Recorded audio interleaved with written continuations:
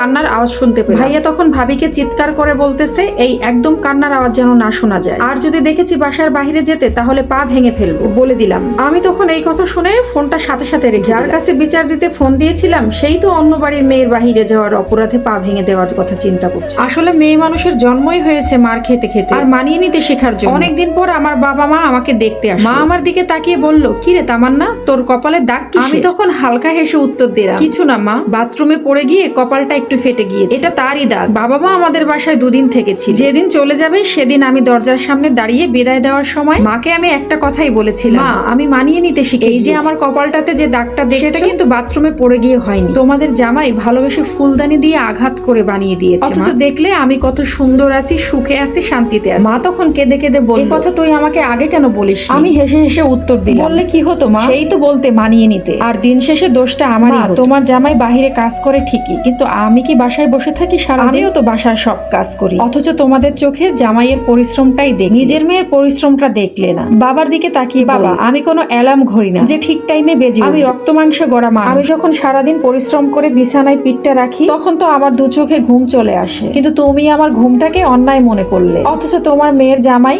যে কিনা তোমার মেয়ের চুলের মুঠিটা ধরলো সেটা তুমি অন্যায় মনে করোনি। মা বাবা আমাকে অনেক কিছুই বলতে চেয়েছে, কিন্তু আমি তাদের আর কোনো কিছু বলারই সুযোগ দেইনি। আমি আস্তে দরজাটা লাগিয়ে দিয়েছি।